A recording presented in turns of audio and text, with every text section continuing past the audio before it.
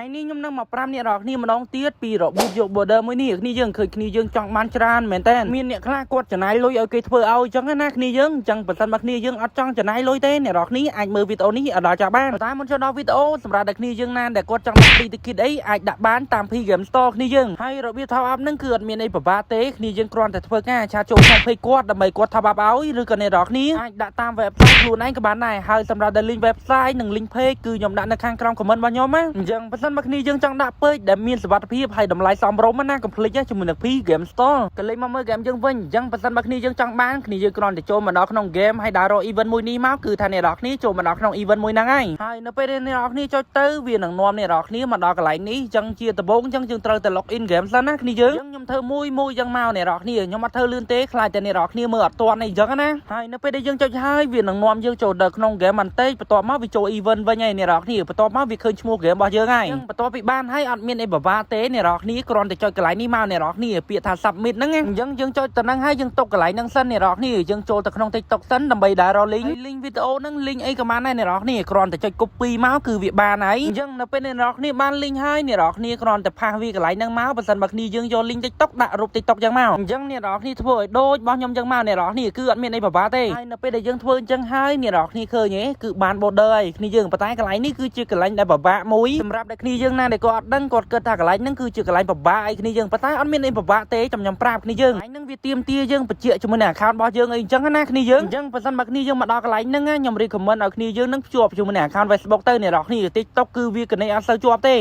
បៀបភ្ជាប់ Facebook ហ្នឹងគឺអត់មានអីបបាទេគ្នាយើងគ្រាន់តែចុចចំរូប Facebook ចឹងមកបន្ទាប់មកយើងចុច copy ហើយបន្ទាប់ពីយើង copy បានហើយគ្នាយើងគ្រាន់តែចុចចំអាកន្លែងនេះមកវានឹងនាំយើងនឹងទៅ account Mobile Legends ណាអ្នកនរគ្នាអញ្ចឹងយើងគ្រាន់តែ copy អា comment របស់យើងមិញរួចទៅយើងយកទៅផាសកន្លែងហ្នឹងទៅគឺវាបានហើយគ្នាយើងឃើញអត់ copy ផ្ញើទៅគេទៅគឺវាបានហើយរងចាំវាទៅហើយនៅពេលដែលយើងភ្ជាប់បានគឺវាចេញចេះអ្នកនរគ្នាដូចឃើញរបស់ខ្ញុំអញ្ចឹងណាគឺវាមានឈ្មោះអញ្ចឹងអាកន្លែងភ្ជាប់ហ្នឹងយើងអត់មានអីច្រើនទេមានតែធ្វើអញ្ចឹងហើយយើងរងចាំវានៅពេលដែលភ្ជាប់បានគឺយើងអាចបវលបានហើយគ្នាយើងចាំមើលខ្ញុំបវលឲ្យមើលបវលហ្នឹងគឺថា 100% ដឹងតែបានអាសុំហ្នឹងឯងគ្នាយើងគ្រាន់តែ copy លេខកូដមកយើងយកទៅដាក់នៅក្នុង account game របស់យើងគឺវាបានហើយគ្នាយើងហើយចំពោះដែលអាការភ្ជាប់ហ្នឹងគឺវាអាចចំណាយពេលរហូតដល់មួយថ្ងៃអីចឹងណាគ្នាយើងអញ្ចឹងអ្នកនរគ្នាធ្វើតាមខ្ញុំទៅហើយរងចាំវាទៅនិយាយទៅរបៀបធ្វើហ្នឹងគឺថាស្រួលមែនតើគ្នាយើងនៅពេលដែលយើងបានលេខកូដហើយគឺយើងអាចដាក់បានហើយអ្នកនរគ្នាមិនបាច់ដូរ VPN ដូរអីទេគឺដាក់បានភ្លាមយកតម្រងអញ្ចឹងរបៀបយកវាហ្នឹងគឺមានប៉ុណ្្នឹងទេសង្ឃឹមថាអ្នកនរគ្នាអាចយកបានទាំងអស់គ្នាអញ្ចឹងពីខ្ញុំបានរៀនចាំជួបគ្នាវីដេអូក្រោយហើយសម្រាប់តែគ្នាយើងណាដែលគាត់ចិត្តល្អណាកុំភ្លេចជួយ share វីដេអូនេះហើយកុំភ្លេច follow page ខ្ញុំម្នាក់មួយផង